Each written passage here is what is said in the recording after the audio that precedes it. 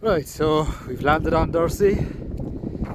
This is my first time here, and there is a road taking you from the cable car up to the, I think it flows straight through the island, and as with all islands you'll have, I suppose, one road, one thoroughfare. So it's a nice walk today. It's relatively mild for this time of the year, mid-November 2023. And as I said, on the mainland around Beara, quite misty, but it seems to have cleared here. It seems to be almost like a little microclimate. I'm not sure. That might be an exaggeration.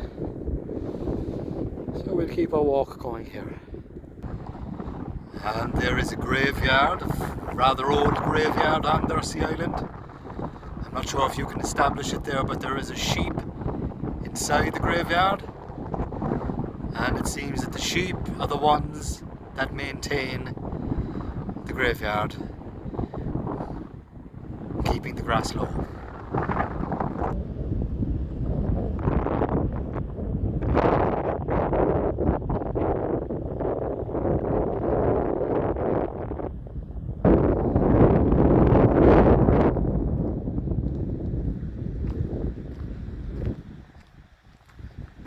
Really is nice. It's very tranquil. Haven't come across anybody yet, apart from sheep and a few cars. Enjoying the walk. Okay, so we've come across, coming up to a little hamlet there, up at the top of the next ridge. And as I said, it's a really nice and pleasant walk.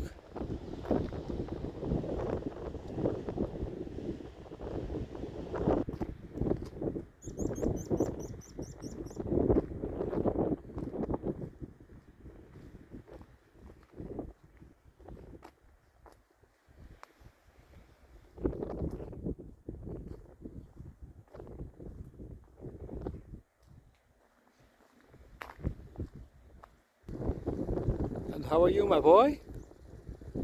Number 10540. Yep, I do smell of Ralph Lauren on occasions, but not today. You look the picture of contentment on Dursey Island, and I wouldn't blame you.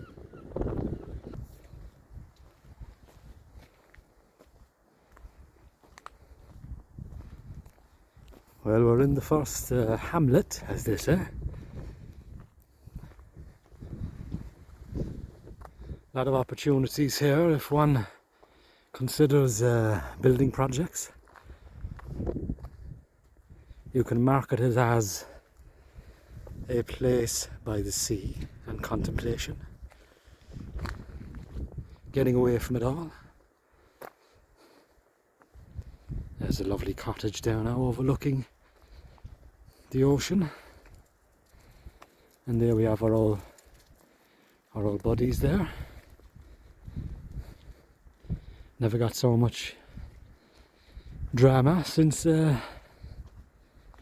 suppose the summertime with all those foreign tourists, but in the winter time it's a lot more quiet. Now, where are we going to go? The Beara way. Yeah, we're going to go straight on there now. Try to go to the end of the island.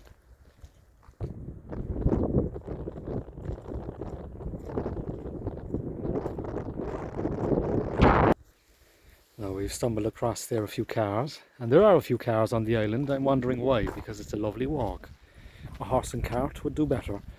But this particular car now reminds me of the episode of Father Ted, where Father Ted had a dent in the car and he started tapping, and suddenly the whole car got worse.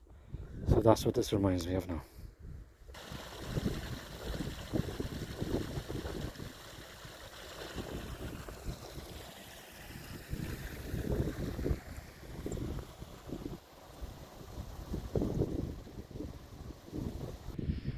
Well, we had a companion for a bit of a stretch of a walk, and I think she realises now the limits that she can guide us. So she's off back home now before she gets towed off by the parents.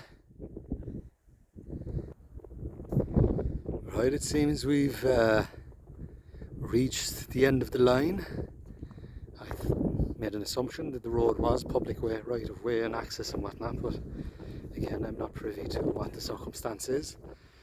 But there is a fine big brown bull with his two ladies, and he's giving a few dirty looks.